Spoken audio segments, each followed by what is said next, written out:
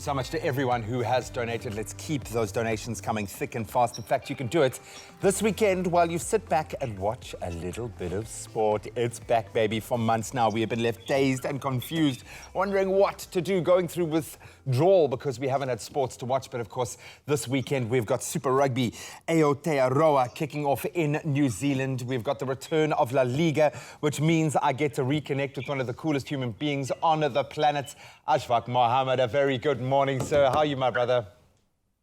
How are you, my groom? You're cool. Oh, I'm so good, man, and all the better for connecting with you and seeing you again. It's been an unbelievable trial for us as the sports fans. I can't believe what the actual sportsmen and women have been going through during this patch, but we've arrived at that moment where sport returns, and it's happening. I almost don't want to believe it, but it's happening this weekend. Of course, New Zealand, one of the first countries to move through the COVID-19 crisis to a point where they can actually safely start playing sport.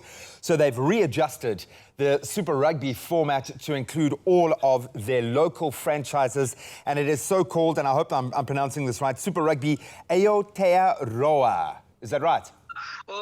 Almost G, Aotearoa. Oh, I love that. And that's the Maori for New Zealand. Yes. So break it down for us. How is the competition actually going to work, and what are your expectations?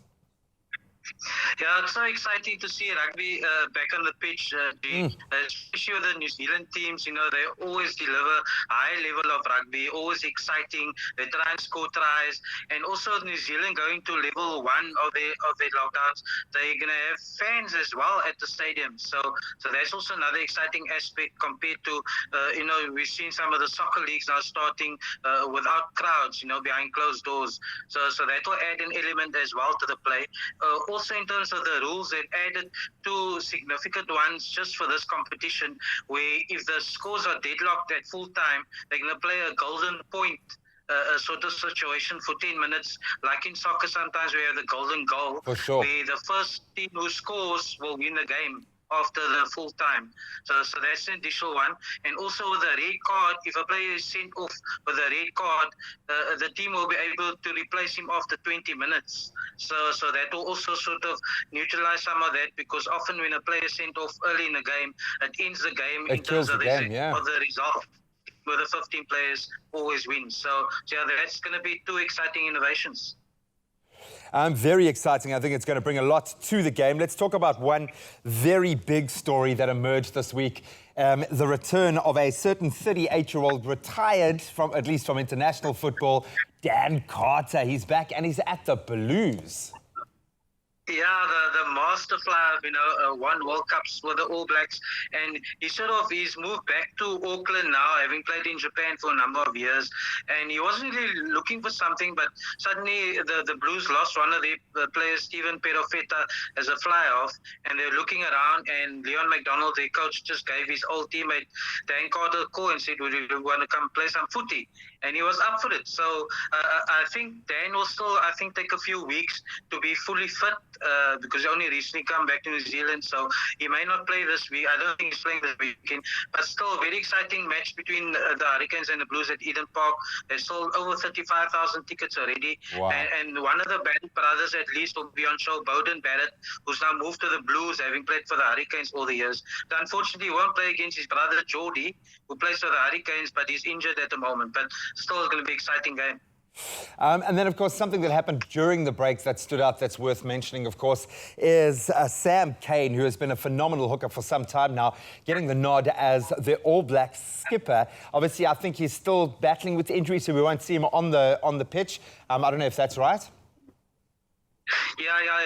In a few weeks, I think he's got a back problem, but he should be back in a few weeks. But yeah, big call by the new All Black coach, Ian Foster, as well. You know, many felt that Sam Whitelock, the great number 5 from the All Blacks, would have got the nod as the captain. But with him playing, he was going to go to Japan, or he was in Japan for a while.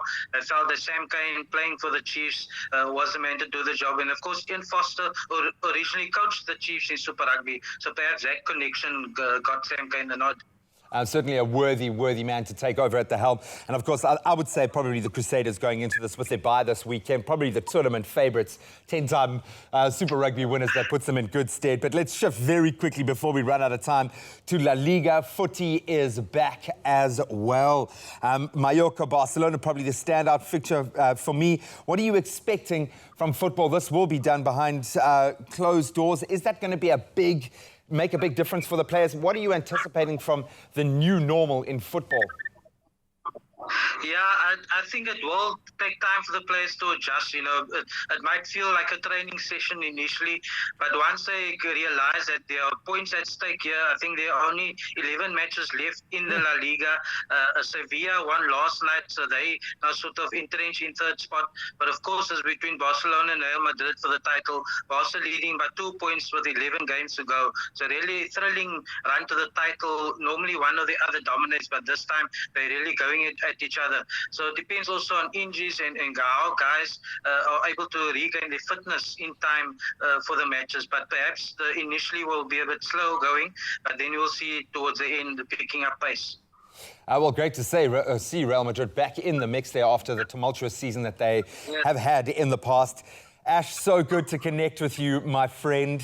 Cannot wait to do this with you every Monday, every Friday as we return to some sort of new normal. But enjoy, I know for you it means more than most, enjoy soaking up all of the sport this weekend. You've earned it, buddy. Thanks, man. Hopefully South African rugby teams are back soon as well. Counting the seconds, and that's a wrap of your weekend preview of sport. Let's see what other news headlines are worth tracking.